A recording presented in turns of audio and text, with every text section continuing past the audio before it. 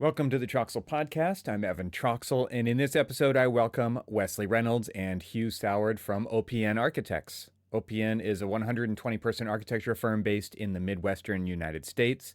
And here on the podcast, I talk with many people from larger firms that have access to incredible resources, but I've also been wanting to talk to mid-sized firms that are resourceful. This is where OPN comes in.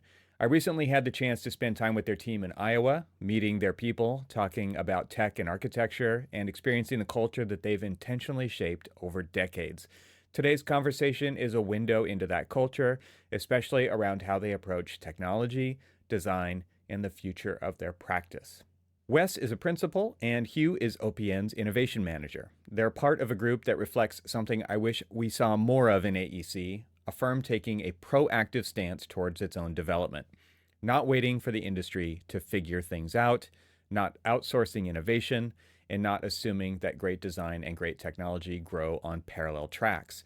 At OPN, those things fuse by design. And in this episode, we get into how their digital practice group came to be, how it evolved from questions about BIM into a strategic capability, and how experimentation with things like VR and AR and LiDAR and performance tools and custom software actually plays out inside a Midwestern firm of their size.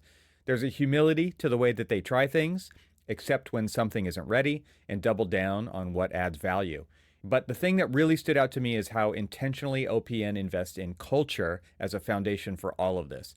Their annual all-hands retreat, something they've been doing for decades, isn't just a junket, it's infrastructure. A multi-day gathering where the entire firm hits pause, tour recent work, including their own, learns from outside voices, digs into the future of practice, and reconnects to the shared purpose that keeps people rowing in the same direction. It's where projects, people, and ideas gain momentum, and it's where OPN's tech and design ambitions get fused into the culture rather than bolted on from the outside.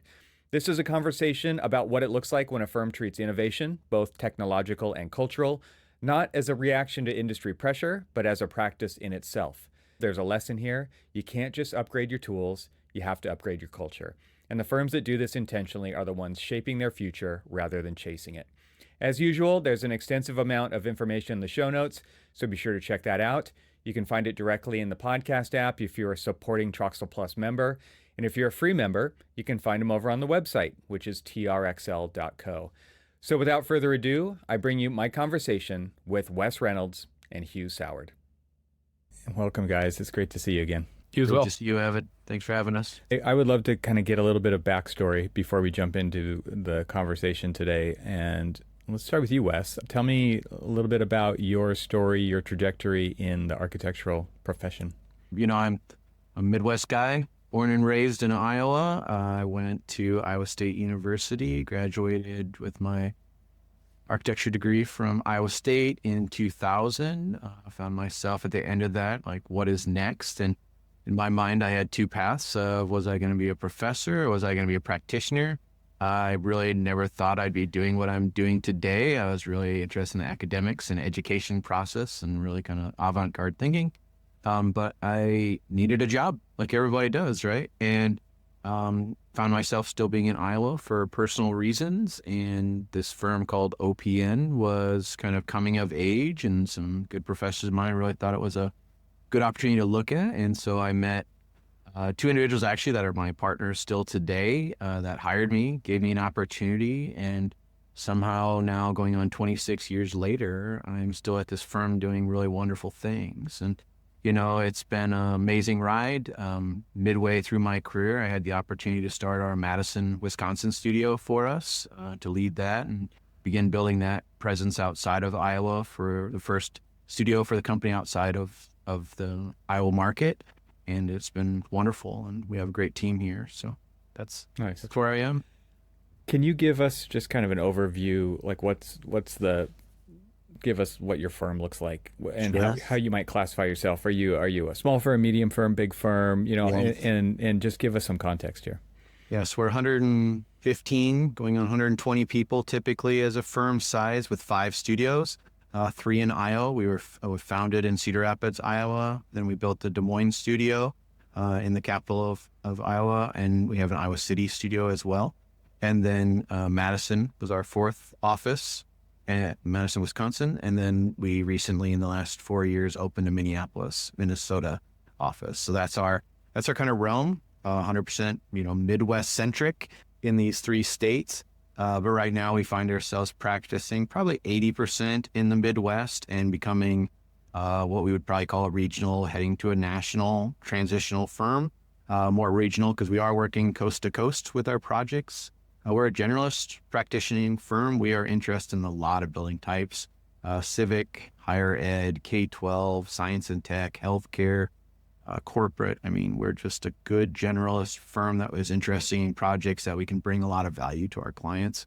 We are architecture and interior design only as services. So we stay inside those design focused parts of the industry, no engineering services. Those are partner based. So, really our ethos is based on great design, performance, and caring about people. So we, want to give back to the planet and do wonderful architecture that's meaningful. Nice. All right, Hugh, it's your turn. Hugh I'm going to put a link to the ArchiSpeak episode where we talked about the tours that Hugh took me on of amazing architecture in their general vicinity around Iowa City there. But so I'll put a link to that. But Hugh, give us your kind of story of where you've been and now are in the architectural profession. Yeah, fellow Midwesterner. Never saw myself becoming an architectural tour guide, but maybe that's a fallback. That doesn't work out. It's like Julie, the cruise director from The Love Boat. That's you. Grew up in the Peoria, Illinois area, central Illinois, about midway between Chicago and St. Louis. Ended up going to school up at UW Milwaukee for architecture, and that's where I met Wes at the career day there. And I was doing some research with a professor, so I interned in the Madison studio and got hired full-time to go to our Cedar Rapids studio, but was living in Iowa City at the time because everyone said that city is super fun when you're 25. So I lived there, and then the next year we opened up the Iowa City studio. And that was a fun ride, being able to work in a very small office with the backing of a large firm. Nice. And give us an idea of what you're doing now. Yeah, so now my title is Innovation Manager, and that was a journey starting, I want to say, late 2019, when Wes and the partners saw the need for OPN to focus on what's out there in the world of design technology and innovation and how we can push that forward for our firm. Cool. So Wes, you started the digital practice group at OPN. Can you just talk about the timing of that and what led to what built up to actually kind of facilitate that happening? Yeah, it was myself and one of my partners that now has stepped out of OPN, Justin Bishop. He and I kind of found ourselves many times late at night thinking about the future of practice and the future of OPN and where we want to go. Both were very technology interested and somewhat literate, and found all these wonderful things in front of us, from visualization to the future of, AI wasn't even a conversation then, right? It was, where's BIM going to go? Where's automation going to go? Digital fabrication. We were both makers, and we're like, how can we just look differently, right? How can our firm elevate continually design work, and how can we make this technology realm serve us better? And so he and I were thinking, and we both did a lot of stuff with Hugh, and it was just such a natural fit for the 3 of us to kind of start this first cohort to start thinking about this. And then other individuals with our firm, Holden Rasmussen, who joined the group, he's a part of it. That's kind of that first core group that really kind of has been pushing and still part of it today, thinking about what we're going to do in a firm. And, we found ourselves in a strategic plan with the partnership saying, let us have a chance here. This is something not a lot of firms are doing. Let us try this. Let us experiment. Let's actually invest time in people, pull them out of the day-to-day practice of architecture and just focus on what's this new cutting edge pieces. How can we bring them to then the staff and team to then deliver different type of work? So that was it. And I can still picture the night where we were at the top of a hotel sitting there thinking really kind of crazy. It was about 3 a.m. and we were making a pitch that we knew we had to our partners the next day. And put a slide deck together of all this crazy stuff that was happening, not even just in architecture, but other pieces that were out there, and what could we do? So, and I don't know, we must have done an okay job because they bought it, and the partners have supported it ever since, and they get it. And, you know, it's been an underlying part now of our firm of, I talked about earlier, we care about the planet, design, underneath all of that then is supporting technology that supports all those kind of initiatives. And so it's really part of our day-to-day, I would say now, Hugh, right? Yeah. Hugh, I'm curious for you, since you were there, like, and he said you guys were working on some cool projects. Can you give us an idea of what some of those early types of things were that you were doing that really kind of started to make this thing gel? Yeah. It was right at the same time that we were doing a big renovation of, we actually might still be working on it. It's a long project of architecture. The projects oldest take forever. Yeah. Yeah, the oldest dorm at University of Iowa, Hillcrest. That's been added to several times throughout the last century, pretty much. And that's where just reality capture really came into play, and that being super important. The university was actually having issues with parents coming in with a tape measure, and the old CAD plans they had were a few square feet off from what was advertised that their student is going to be in. So they wanted to, at first, just get the whole thing documented properly. And that's when we were contracting that out, and we were wondering, can we take this in-house? We know it's a big lift up front, but now it's completely embedded into our process and helped us communicate to the client that they can trust the data that we're giving them and the drawings and all that too. Nice. Yeah, it seems like there's always one project that just kind of becomes the tipping point for this. So how, technology is a tool, and tools allow you to use leverage on projects. And I'm curious from both of your points of view, how you've seen the digital practice group and technology help OPN use that leverage in different ways. So like adding value to what you're giving to clients that they can trust. That's a great example.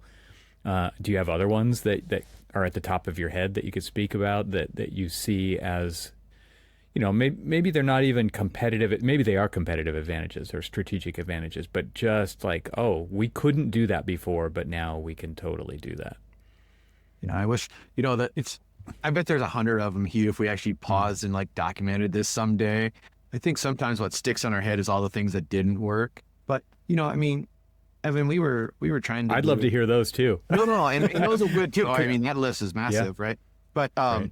But like, especially now, we can't keep up with how many failures we have before successes in a good way, right? Like, I mean, that was what we told the partners day one. Like, hey, we're gonna fail a lot, but that's the whole point of this. Let's like test things and bring it in and figure out if it's hardware or software that brings value to our firm, But we were early adopters of buying our own LiDAR scanners. Those are huge investments for a firm of our scale, right? We were early to drones and photogrammetry, and we were trying to AR, VR. VR was just becoming a thing with headsets. That's been a mixed reality of success. The AR has become extremely successful recently, but the VR, it's still that device is holding people back. I don't know what it is, and that's all. The device, I think, is what stops us, and being busy. We'll talk about that probably later, right? That's always an integration challenge, and you brought that up when we were at our retreat. How do you make these things adoptable? But go ahead. That's where I was. So I guess you. Other first initial thoughts, early wins?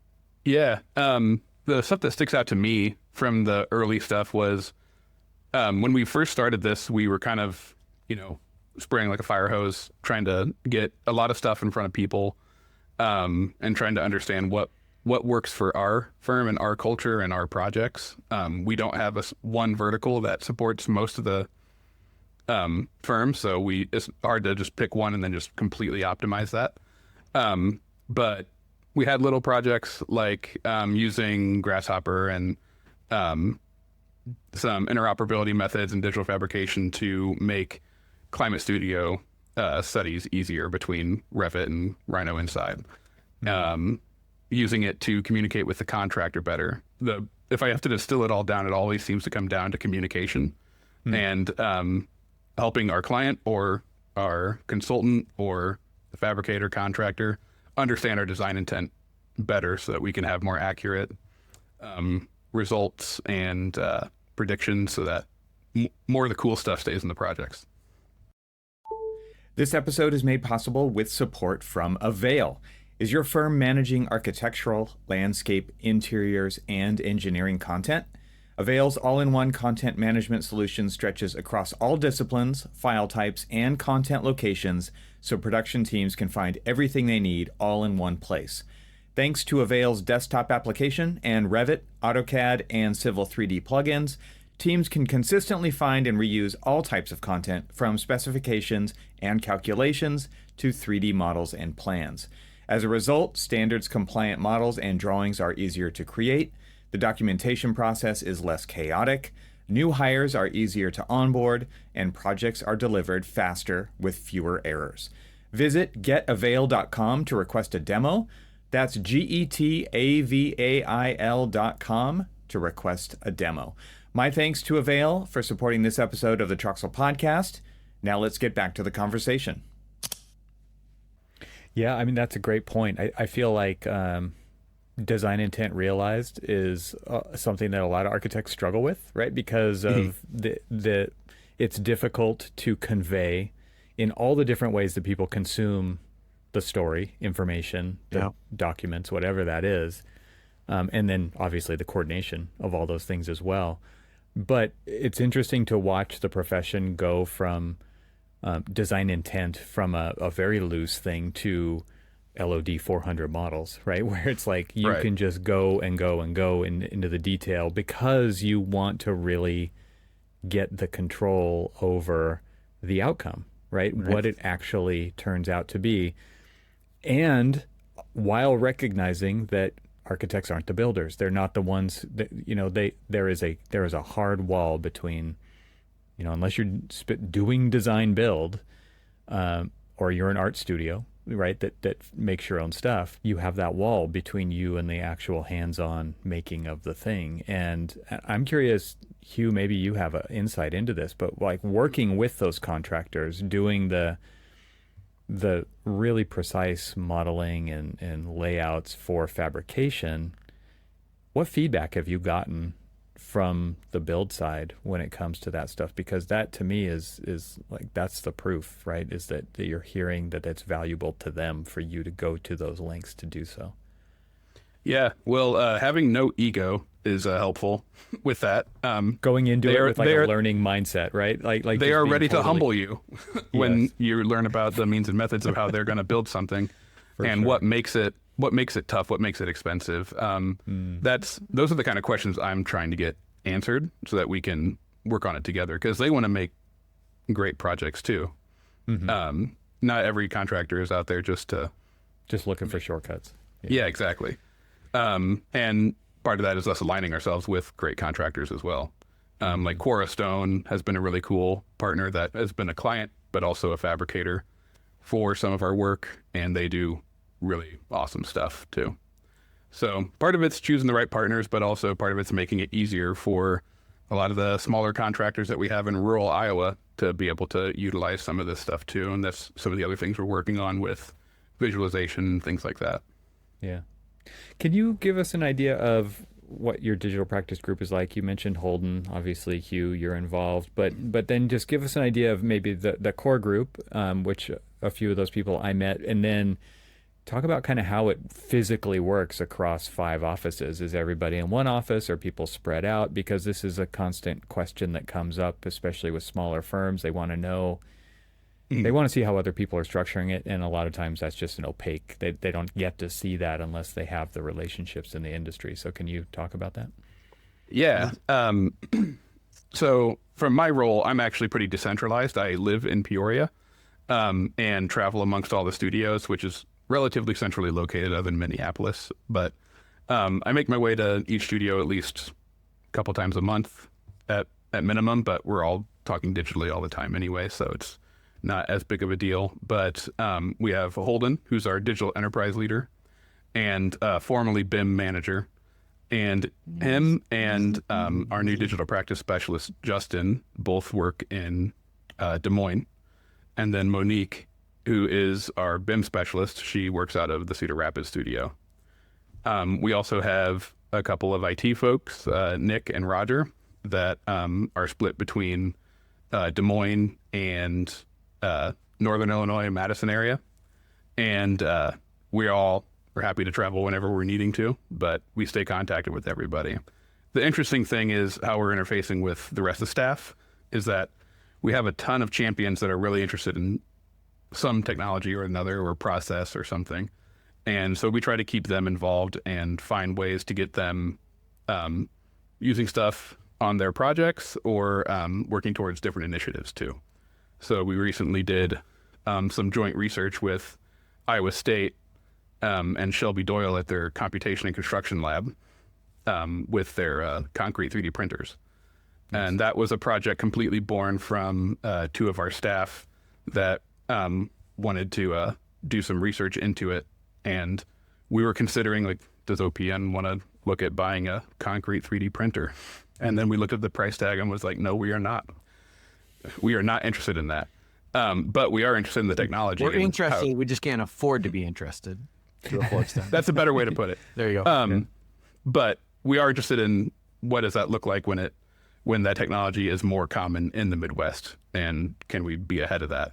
And luckily we had a relationship with Shelby at Iowa State, and she's already doing a lot of that research. So we found ways to benefit her by giving her a real project that's going to be permanent, but also benefit us by getting us access to her knowledge base and her studio.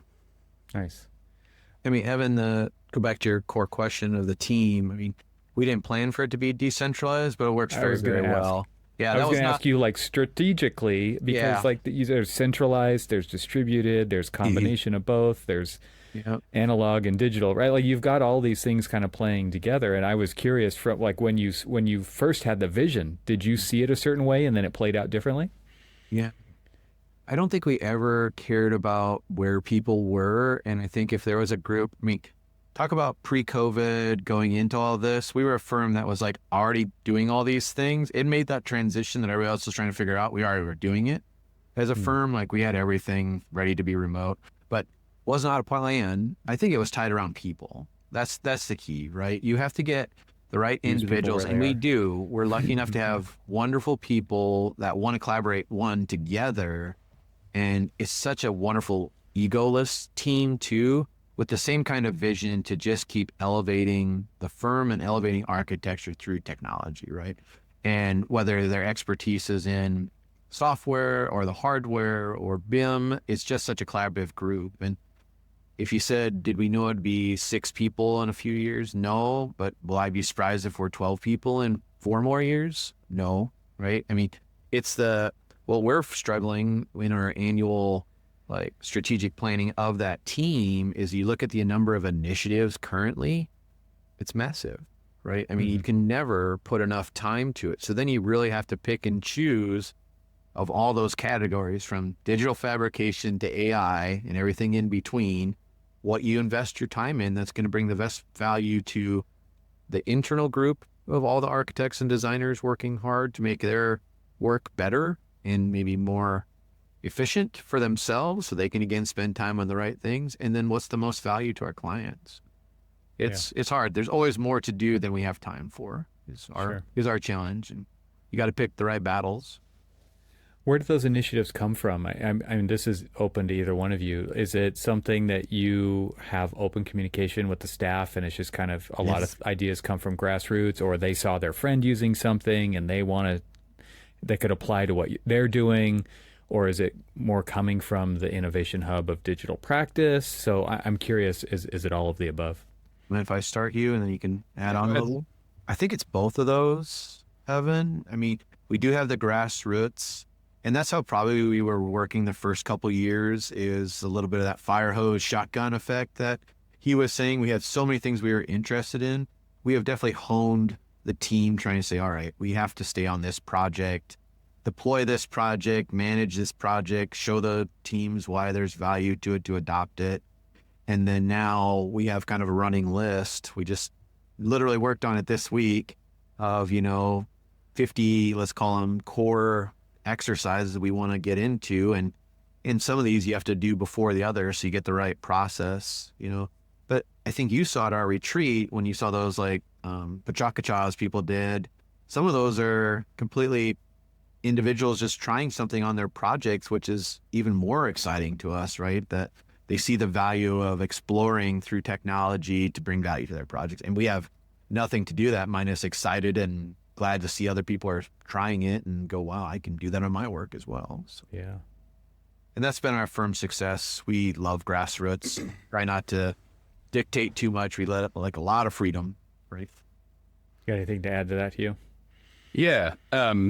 It's a funny balance that you have to try to find with the grassroots versus the top-down kind of approach to it. Because there's like the longer term, bigger projects that we're trying to do, like wrangling all of our disparate data and all of that kind of stuff. And what if OPN knew what OPN knows? That's part of being distributed. That is a challenge. And that is something that we're doing a little bit more from a top-down perspective, because it's a much longer, bigger project that's going to take a lot of effort from a lot of different areas of expertise. And then some of the really interesting, random, bespoke things that we get that are grassroots, that some of them are just, hey, we provided a really specific solution to this for this client. I don't know that we're ever going to do this again, but that was cool. Like documenting laser scanning and building a custom scaffolding for 100-year-old taxidermied birds that are covered in arsenic. Like, I don't know we're going to do something like that again. But Right. Other things like, yeah. But then other things like building a connection between, our FCA software and our clients' facility management software and things like that. Like, that's something that came from a project, but it has potential to be a much larger connection across all of our projects. That makes me just think of kind of potentially creating products, right? That could be an extension of your business model, what you do as a service to clients, right? Architecture as a service, and maybe it's not like architectural design, but maybe it's like what you just talked about, Hugh. It's like connecting this to that. And we've figured that out, and now we could package that. Do you guys talk about that in your partner meetings? Do you talk about kind of the evolution of the business model of where OPN is headed, especially with technology-enabled practice? Yeah, we definitely have, and even part of our original probably quote unquote pitch to think about this of, is that an opportunity that we might find something like that along the way? Yes. Is it required? No. Have we found it yet? No. We've had some pretty interesting explorations. We've been part of some great pilot programs with some software groups that have seen that we have interested in this, and they know we have enough scale of a firm that they want to see what we can do with their new tools or their new products. And that's been exciting to, be a part of, and then trying to figure out of those products, how can they value us, and how could we encourage those projects maybe to adapt that they bring more value to our firm and other architects like us. That's been really great. OPN has had the privilege to be part of the Design Futures Council. And so through that, networking with some other individuals in that organization that kind of have like-minded pieces, it's been great to share kind of like where others are going with technology as well. So it's been good. Nice. Yeah. But we haven't found that $1 million software connection to sell yet. Yeah. It's not interesting. what we're fighting for either, right? We're seeing large firms, especially hire software developing teams and data analysts, and and they have more resources maybe to do that kind of thing. And I find that most of these kinds of things start though with somebody needing to scratch their own itch inside the firm to solve a specific problem. Yeah. And then you kind of step back and say, oh, like you said, like maybe this applies to more projects. What can we do to build on that? And you don't necessarily have the intention of using it to expand your business model, but sometimes the potential's there. Yeah, absolutely. Totally agree. And I think we've had those same conversations, Hugh, right? Of where are those tipping points when we need a individual like that in the firm or do that. I mean, our customization right now is, I'd call it low, Hugh, right? But I think it feels like it's picking up the kind of custom codes and connections that are going to be coming at us constantly. Yeah. That is a hard line to find at a firm our size, is when can you afford to fully hire a full-time software developer or a team of them to do something like that. Let's take a short break from the conversation to invite you to join the most influential technology leaders in the AEC industry at Confluence.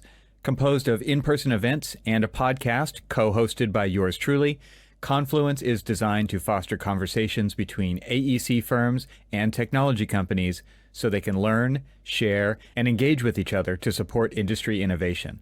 Software company AVAIL, which creates content management solutions for the AEC industry, started hosting Confluence events in 2019 to understand what firms are needing, wanting, and thinking around technology. To learn more about Confluence, explore upcoming events, and listen to podcast episodes, go to confluence.getavail.com. My thanks to Confluence for supporting this episode of the Troxel Podcast. And now, let's get back to the conversation. Okay, so a big theme at the AEC Tech Conference that I was just at was really around vibe coding, right? And this idea of, there's a little bit of a stigma coming from especially people who code a lot. It's like architects looking at image generation, right? It's like, but that'll never work kind of thing, right? There's just kind of that natural response. But then there's people who are saying, like Turner Construction just deployed ChatGPT enterprise level to all of their employees, like 15,000 employees, I think was the number. Wow. I could be wrong on that number, but it's a lot of people, and it's in every department. And so they have people in the finance and accounting department writing apps that is something they could never have done before, because even though they're that huge of an organization, they're not hiring a software developer to build custom apps, right? But now there's the ability to do that. And so I guess what this really dovetails is into my question about incentivizing your staff to play and to explore and to solve their problems with technology. Do you think about that? Do you do that? Do you say it out loud? I'm just curious how that works at OPN.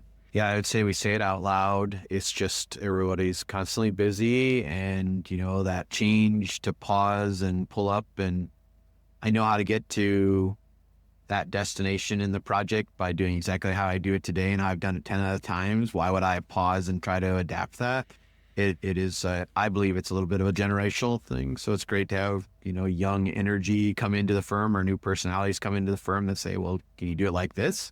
And, that's it. But we try to create white space. It's good to be busy, and it's also the challenge of being busy, of making time for these things. And I think as a digital practice group overall, that's always been our struggle, is to get snowball effects on new concepts, new softwares, new products that, the guys have kind of organized, tested, see the value, because they are pretty much the whole group is architects, or trained architects, I should say. So they understand, and they were practitioners. They know what we're trying to do to put drawings together. They're just on the technology spectrum of it now, of what they're doing. And so they see the value. It's just, again, pausing to learn and do it and execute it. That's what I see. I'd say some of our more successful versions of that are when we stay embedded in some aspect on the team to truly support them. It's not swooping in, here's this tool, use it on this project, goodbye. When you're really in there, and you're, sometimes I become a part of the design team, at least to a certain phase, to try this new method out. And it's not just being tech support, but it's also being design support in that way too, which helps our design muscles with not just not being in that world anymore. But and I think it also helps them, because they know that we're there to help truly figure that out with them when we're doing that.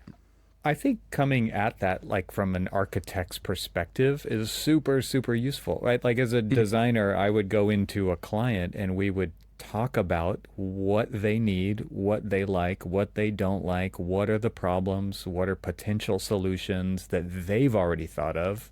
Yeah. And and you get to partner with people on the design team, Hugh, and do the same thing.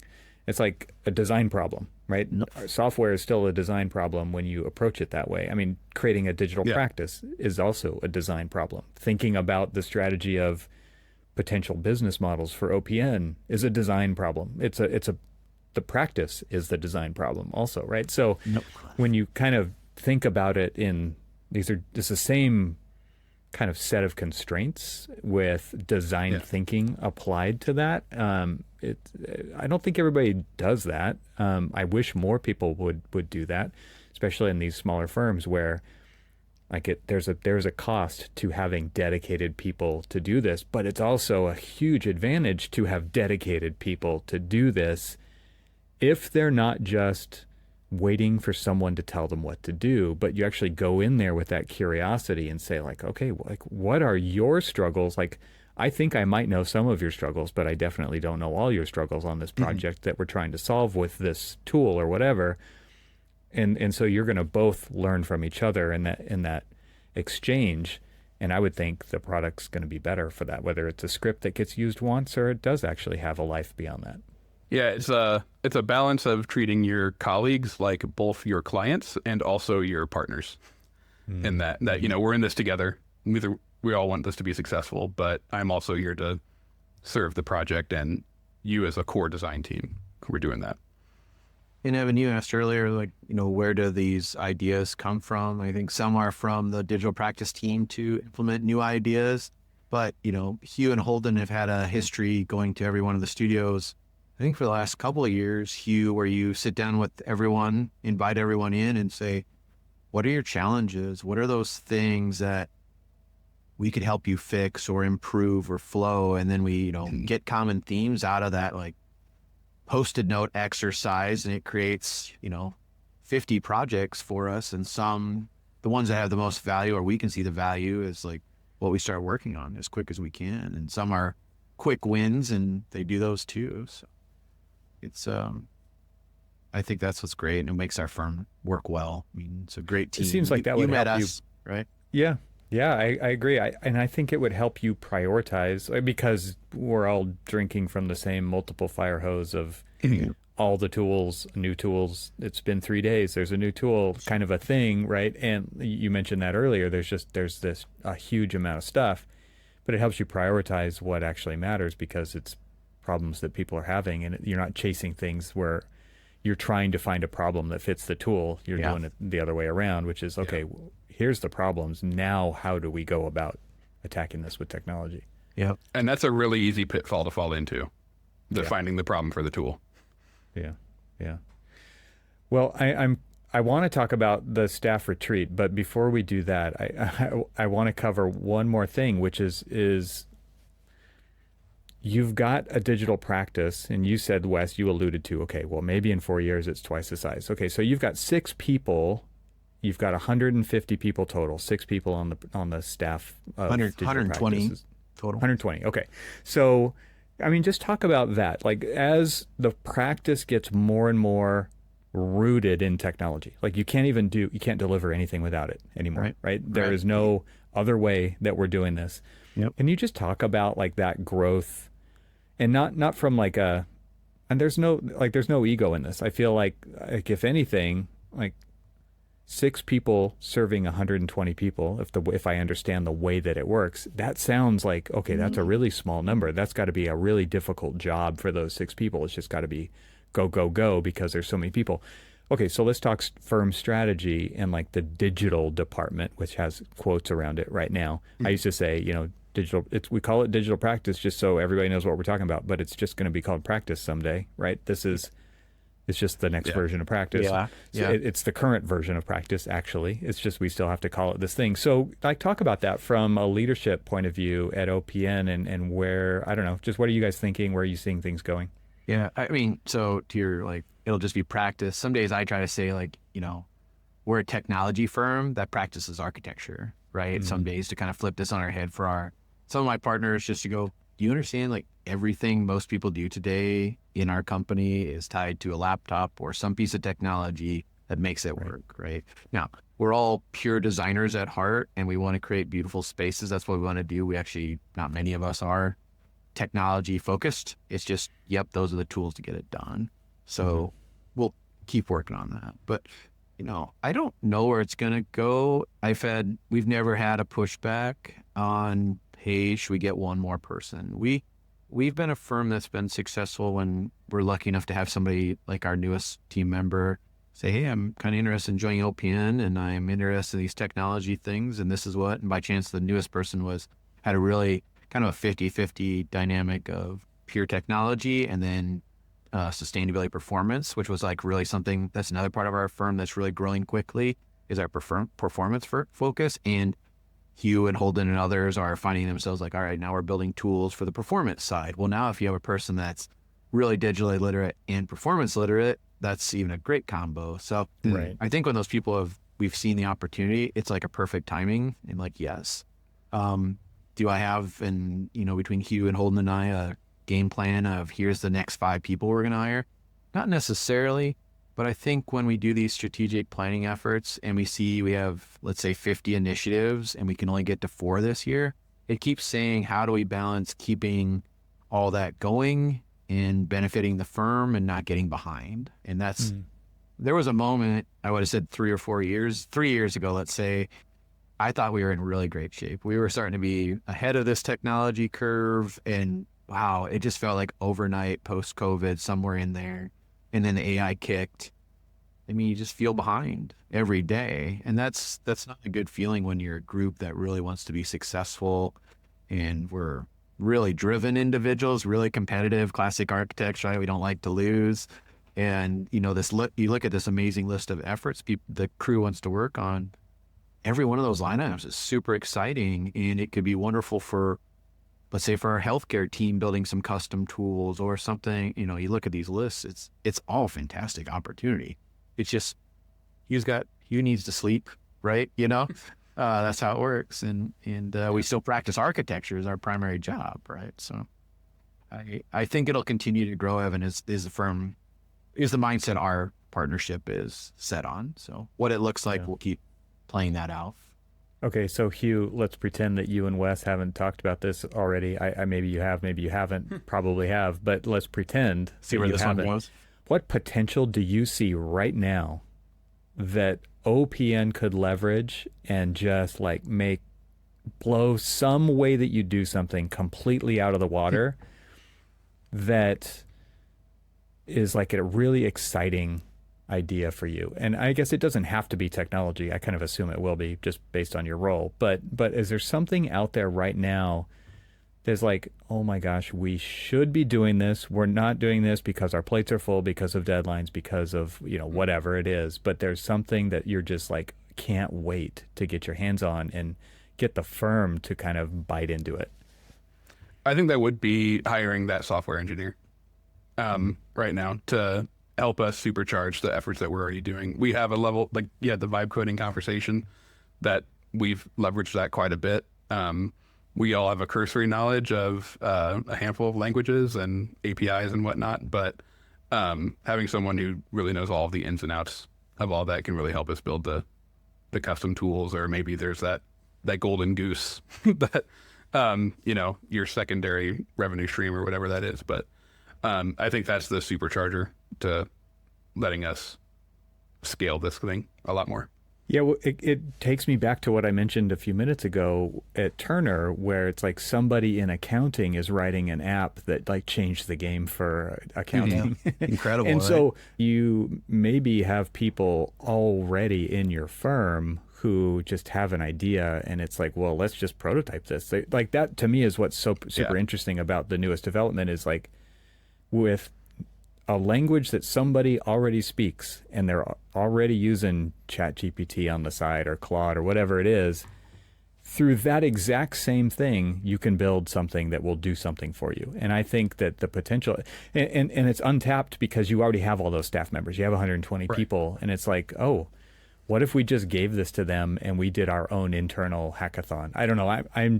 These are the kinds of things that I like to think about. And you guys are in an amazing position to leverage tech that I mean, it actually could be a major differentiator. It's super exciting time to be practicing architecture, I think. Maybe not just architecture, but a lot of things. While a lot of people are scared about the implications of these kinds of tools, there's also there's a huge positive side to it as well. Yeah, I mean, specifically the vibe coding and that being empowering to people. We've seen a big chunk of that were people that I thought that would never be interested in making their own macro even, but they're sitting here trying to make almost like a full-on web app for making some part of their process faster, or automating something. And I guess where I said that I would like to have a software engineer in it is that, when you take it to the next level where it becomes a sellable tool and you have to vet all of that stuff that you're vibe coding to. There's one thing when you're building tools for yourself, and then when you're building external things, they have to have the proper security and all that. That's a whole nother level. That makes total sense. You said that one first. I was surprised you maybe didn't talk about digital fabrication a little bit too, because as far as I knew you would. Really, yeah, okay, all right. You knew I would. I mean, the digital practice team, Evan, is also kind of like really made up of a lot of makers, which is super awesome. Is like artists, sculptors, furniture makers, and true classic designers, right?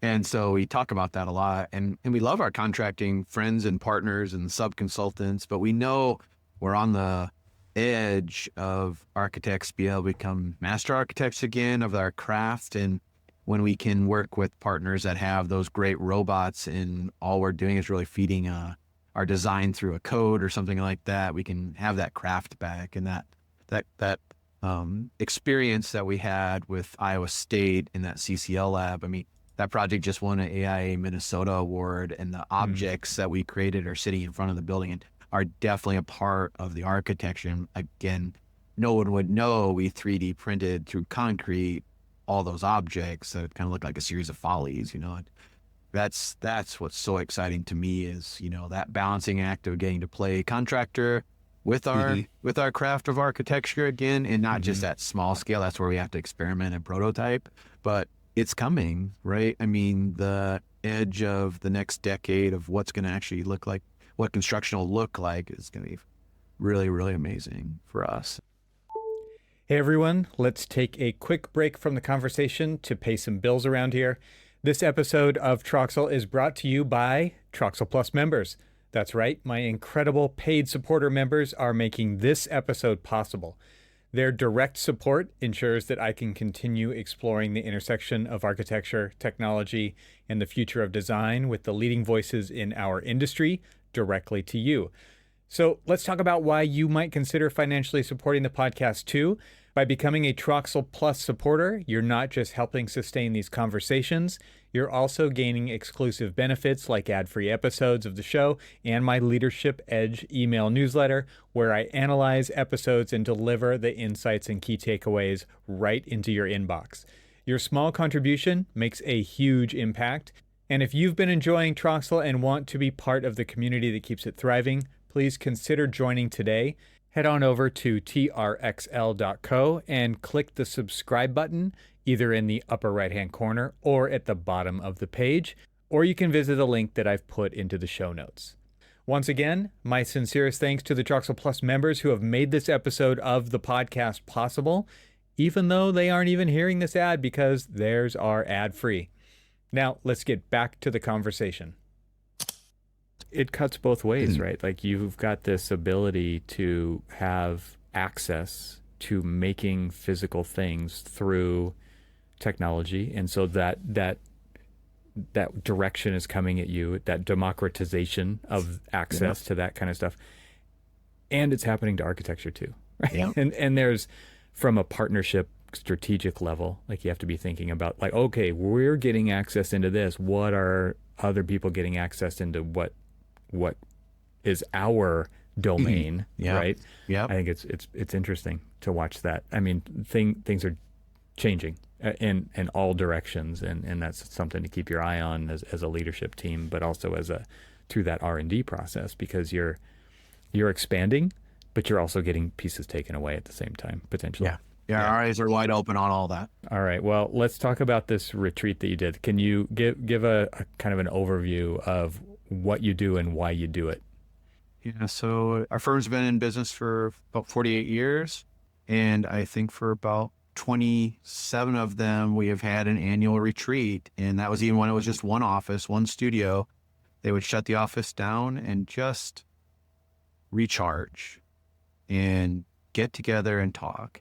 Now what it's become with 5 studios and 5 very different locations, we call it one OPN. Everybody's in that same pool of, I don't care where you sit. You might be in Madison and you're working in a project in Iowa, and you might be in Cedar Rapids and you're working on a project in Madison, right? It's just 120 unbelievably talented people is how we think about it, right? But that geography separates us. So for 2 days out of a year, we shut all the studios down. We find a wonderful major city in the Midwest. It's tied to travel that we go to, and we have a great loop from Chicago, Minneapolis, Kansas City. And we take time. The first day is about thinking about the business, where we're going, how's everybody doing, a wonderful social event like you saw that evening. And then day 2 is about seeing architecture, typically architecture that's not ours, architecture that's going to inspire us to come back to our clients and just bring great value. And the last 5 years through our design excellence program, we've invited wonderful national and international architects to come in and just talk to us. Part of it is a crit of our work, like reviewing and giving us pretty direct feedback of how we can improve, that good to great exercise of, yep, that's a good project. Here's how it could be even better. And each one has been so different. So those have been fantastic. And then like this year, we wanted it was inward looking. So we were in kind of our town where we all started. So we were in Cedar Rapids, went and saw some of our own work, which is nice to sometimes take a pause and look at our own projects, and then invite 2 great speakers, you and Dwayne, and a great combination. And the mindset was this year that we are trying to culturally shift everybody to think about, the digital side of what we do and how that doesn't have to change how we do great architecture and great design, but what can we do culturally? And as always, it's easier somebody else says that for you than yourself, right? Maybe they'll listen to you, Evan, and they did, right? It was great. Yeah. Not everybody who's a listener to this podcast is on a first name basis with Dwayne. Can you explain who Dwayne is? Actually, Wes is the one that showed me his work for the first time, because Wes hasn't talked about it, but he's a metal worker, and so is Dwayne. But Dwayne Euler is a teacher at SciArc along with his wife Jenny Wu, and they do some of the most incredible, I want to call it design build. I don't know what the actual technical business model would be, but I would call it that.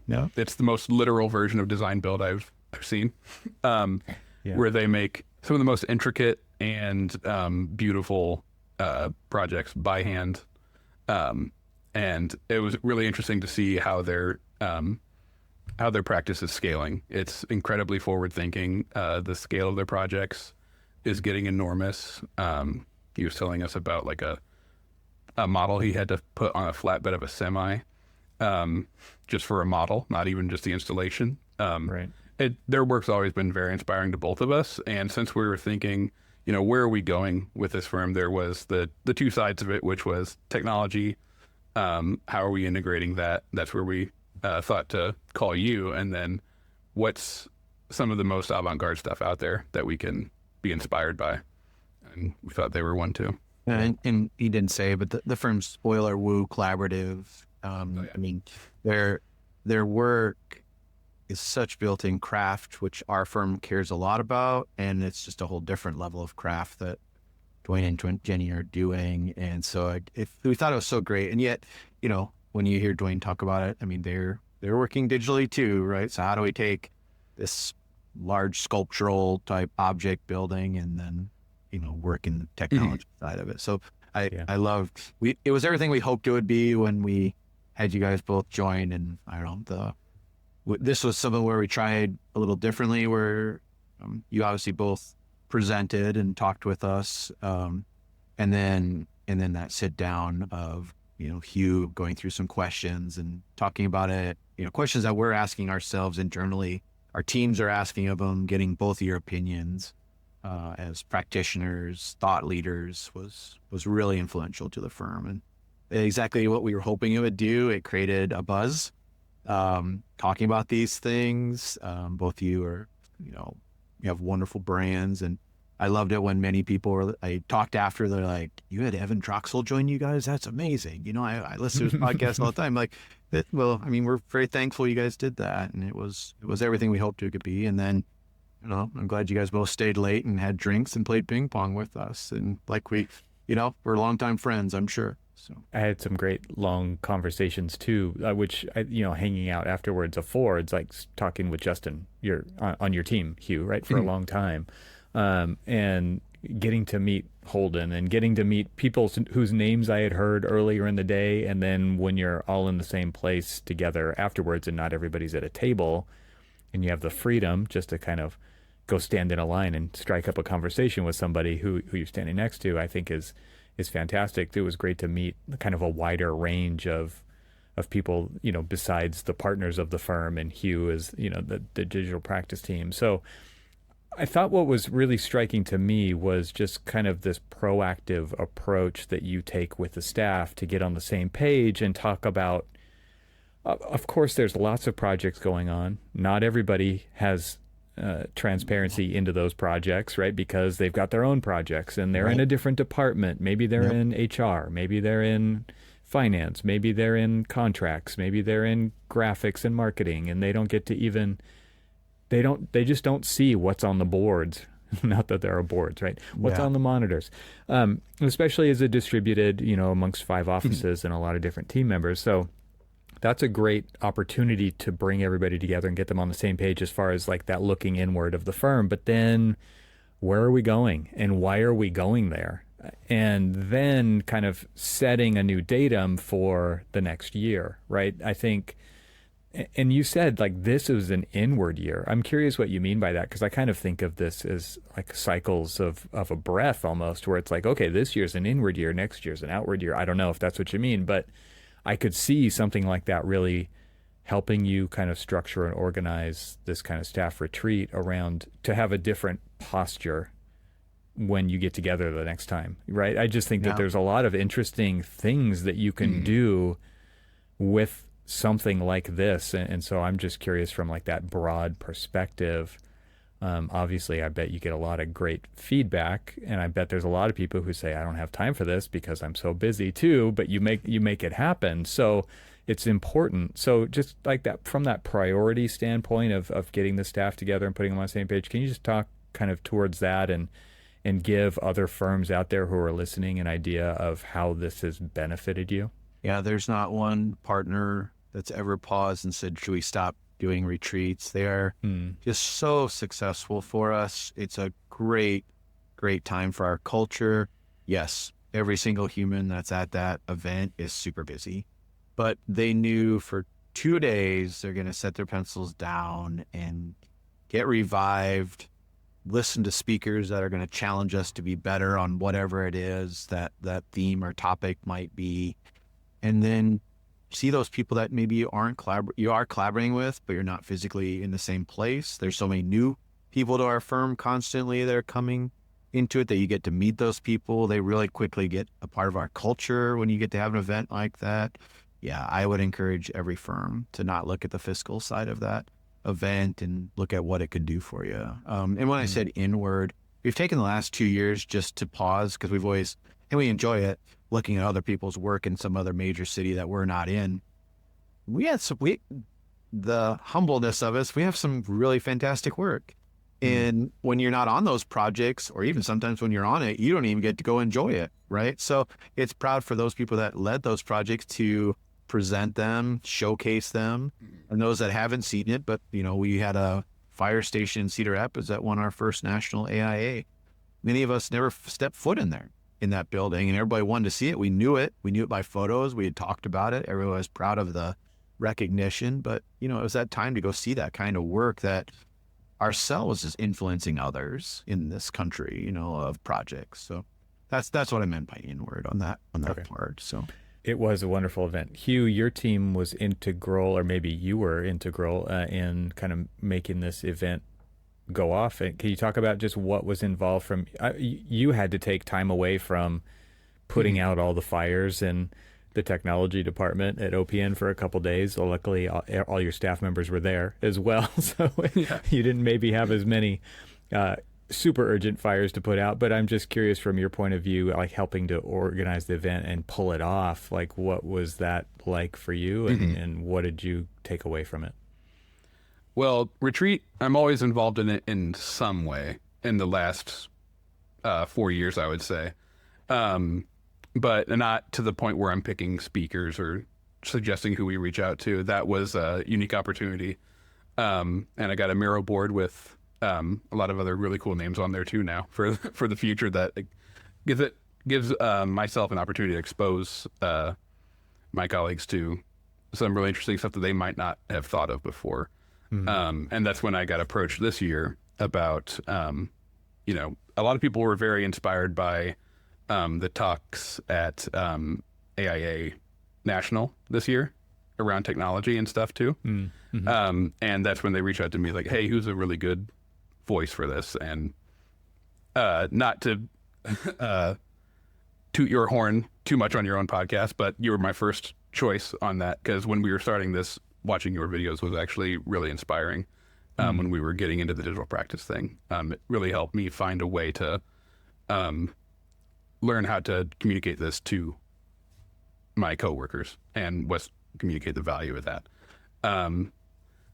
But what we normally do during retreat is an opportunity for us to communicate to everybody at once. You got a captive audience. It's hard to find a stranger at these.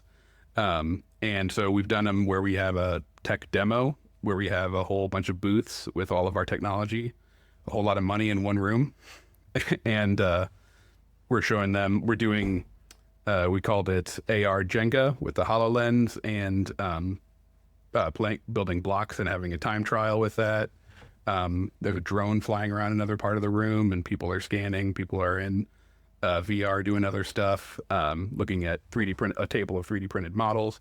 Just opportunities to embed this in the culture of OPN and all the different kind of technology that we're working on.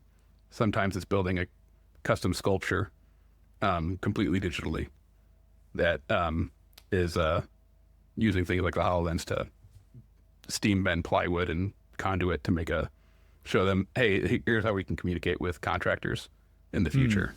That's cool. Nice. It's always something unique. And it's always stressful for 2 weeks leading up.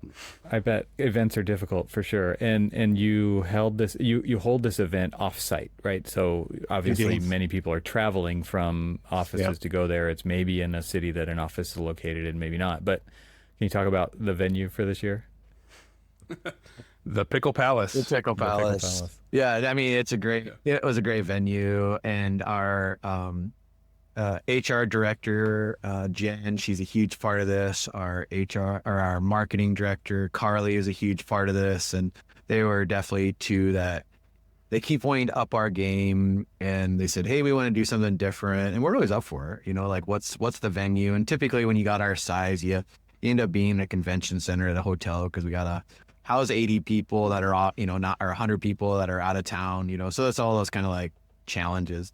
But Jen found this place, and what a great combo of like the Pickle Palace is pickleball and ping pong and all kinds of social venues. And obviously we need to have a good size place to have, food and the actual meeting event. And it was a blast. It was a great place. And I found myself playing pickleball right before we had the night event, and I wish I would have came better clothed, because I could have done that all night, right? I came in dress shoes and I was sliding all over the court, but yeah, I believe you invited me to play pickleball too, if I would have, if I wanted to.